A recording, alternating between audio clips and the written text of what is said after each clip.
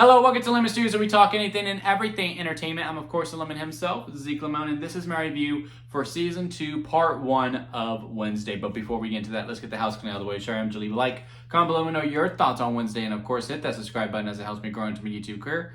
I would greatly appreciate it. Now, all that out of the way, let's get into the review, shall we? So, going to be fully transparent with y'all. I wasn't very sure on whether I was going to do this review or not. Not because, I had no interest in the show. No, I loved the first season of Wednesday. Granted, I did show up to the party a little bit late on that one, but when I did watch, I had an absolutely great time with it. So I was very much anticipating the second season of Wednesday. It's just, when it comes to Netflix TV shows, is that when they do these half releases, I don't feel like they fully figured out, hey, we need an ending when we have this break. Because typically, and you can say this for the regular episodes of TV as well, but I do think they're a little different when you're reviewing a show on Hulu, on HBO Max, Disney Plus even, unless they have those 3 episode premieres, like Amazon Prime. For the most part, those singular episodes have a beginning, a middle, and an end, but still leave you clinging to want more for next week. As for the Netflix shows, the episodes are completely designed for you to binge. That is their model. They want you to sit and watch all of that in one sitting. There isn't a beginning, a middle, and an end. For the most part, within those singular episodes. Now, I will say in this season, they have nailed that a little bit better than they have in other television shows. But even then, for the most part, I'm just like, okay, let's get to the next episode. Let's get to the next episode, because I'm really curious to see what is going on with all this. But, the best maybe singular episode to me was probably episode 3. That's the episode where they go to camp. And that was the one where I did feel like there was a beginning, a middle, and an end for that one episode. While 1, 2, and 4, I do feel like they left a lot of meat on the bone, and that you do need the other episodes to be fully satisfied for the most part. And after episode 4, I do feel like we may be taking on a little bit more than we can handle. Now, for the most part, when it comes to this season, so far, I am enjoying it. I'm having a really good time, and that is just a testament to the cast and the world building and the script writing for the most part. Is that, again, like, this show to me really fills the void that Harry Potter left on us, because even though there is this magical world with all of these different kids who have all these different kinds of powers, it is very relatable. In season 1, we've all related to that underdog and taking on the big bully, the big popular person at the school, and there is this larger than life extravaganza that's happening around it, but that is something that we can relate. We can still relate here as well, because unless you are a freshman, that is.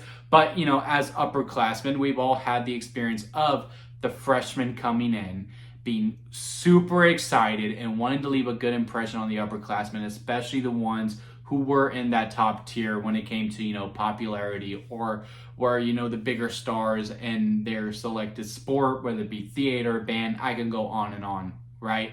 So, to see that happening with Wednesday, with this one girl who is just head over heels for her. I mean, even dresses like her and is willing to help her with these cases, no matter how far it will go, I got a kick out of that. I really like the dynamic between Wednesday, her stalker, and Eden, and being like, hey, you're my best friend, why are you hanging out with her more? And that little slight hints of jealousy.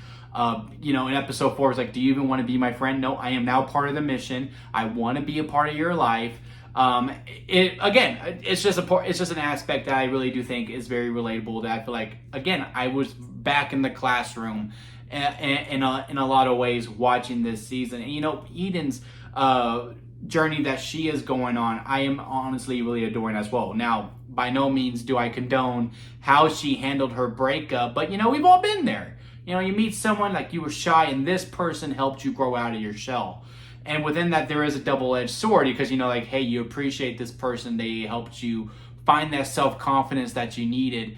But then, you kind of grow out of that, and you kind of realize, hey, maybe this person isn't for me. And then you meet someone else. And again, I feel like we've all been in that type of situation, or been on the receiving end of that situation. And, it sucks for everyone. Again, I do not condone the way that she went about it. But again, that was, something that I have seen and something that I have experienced somewhat in high school. And again, it's just very relatable.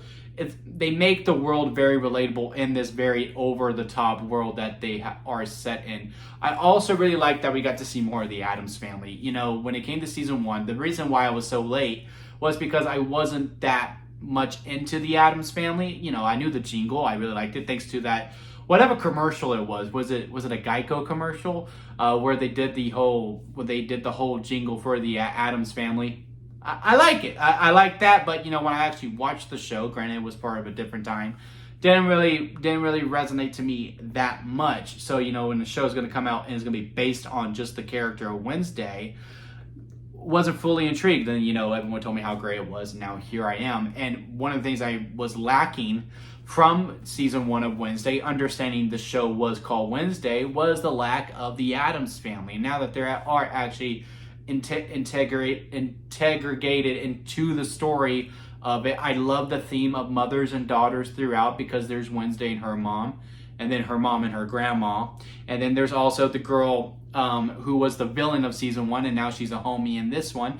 There's her and her mom as well. I'm really curious to see how that through line is going to continue on as we get into the back half. The reason why, though, I'm thinking maybe we're taking on a little more that we can chew, is that now we have the demons of season 1 coming back. I forgot what our guy's name is, but the obvious twist villain from season 1, because I do think in season 1 the weakest point was the mystery itself. I was like, well, it's clearly him, and sure enough it was. And here in season 2, I would say overall the mystery isn't that engaging as well. I do like the tidbit of that it's not necessarily of the deaths that have happened, it's about a death that has yet to happen. That's the main thing that we are trying to prevent in this season. So I did like that tidbit. But the whole reveal of one, the character wasn't really that prominent throughout, and it just feel like whatever when that reveal happened. So I do think there's gonna be more to it. Like, I don't know why I don't trust Ian's new boyfriend whatsoever.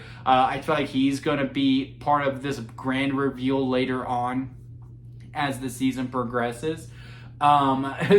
So we will see, but that whole reveal when it, on the staircase, she goes, yes, it was me all along. Goes, oh my God, you're actually this person's daughter, and you were born a normie, and all that thing was going down. Wasn't like fully satisfied with that.